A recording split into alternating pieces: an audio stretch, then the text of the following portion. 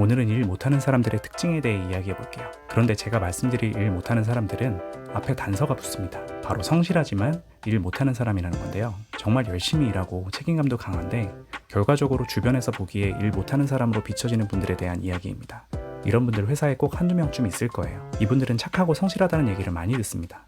그런데 일 참 잘한다는 얘기는 나오지 않습니다. 이분들 야근도 많이 하고 불평불만도 없는 스타일이거든요. 근데 일잘러로 인정받지 못하더라고요. 그래도 주니어 때는 칭찬을 좀 받는 편인데 연차가 올라갈수록 점점 그것도 줄어들더라고요. 이런 분들은 왜 일 못하는 사람이 됐을까요? 이분들이 일하고 생각하는 방식에 대해 먼저 알아봐야 합니다. 왜 이렇게 생각하고 일하는지, 왜 이러다 번아웃이 와서 회사를 때려치우게 되는지. 그래서 이분들의 특징과 함께 극복할 수 있는 방법까지 말씀드릴게요. 혹시 본인 얘기라고 생각되시면 한 번쯤 들어주시면 좋을 것 같습니다. 그 상황에 놓인 사람은 객관적인 시각으로 자신을 보기 힘들거든요. 시작해 볼게요. 첫 번째는 어려운 일은 미뤄두고 쉬운 일이나 루틴한 일부터 한다는 겁니다. 직장 생활을 하다 보면 도전적인 미션이나 기존 업무의 개선 또는 새로운 기획성 일이 부여될 때가 있죠. 그런 일은 사실 잘하면 상사로부터 인정을 받을 수 있는 좋은 기회인데요.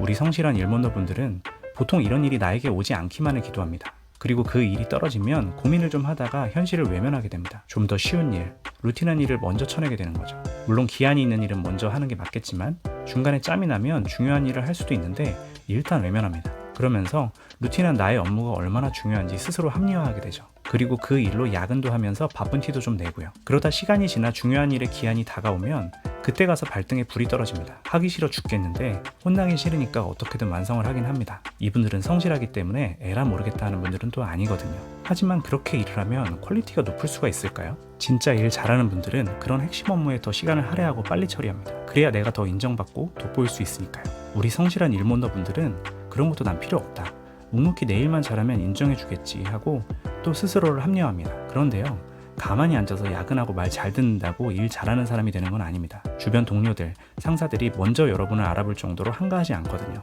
내가 돋보일 수 있고 성과를 어필할 수 있는 일에 더 집중해보세요. 일잘러로 거듭나는데 도움이 되실 겁니다.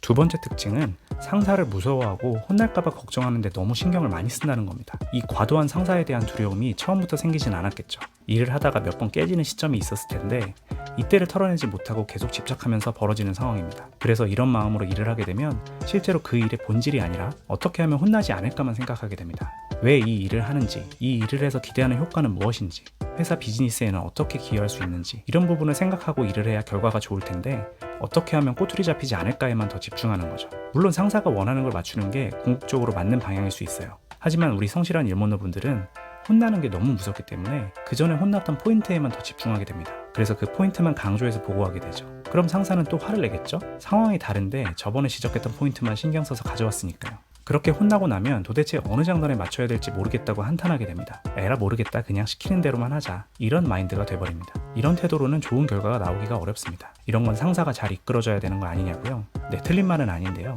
일잘러분들은 이런 상황에서도 성과를 만들고 포장도 예쁘게 하더라고요. 이걸 극복하려면 이 일에 대해 상사보다 내가 더 잘한다는 각오로 일을 해야 합니다. 하나의 안을 보고하거나 두 가지 중에 골라달라는 식으로 보고하기보다는 하나의 안을 보고하더라도 철저히 준비하고 그게 받아들여지지 않았을 때의 대안이나 대처 방법까지도 생각하시면 좋습니다. 그리고 무엇보다 중요한 건 누가 혼낸다고 너무 의기소침해지지 말고 한 귀로 흘리고 털어내는 연습과 노력도 필요하다는 겁니다. 멘탈에 따라 또는 자신감에 따라 일의 결과와 나를 보는 사람들의 태도가 달라집니다.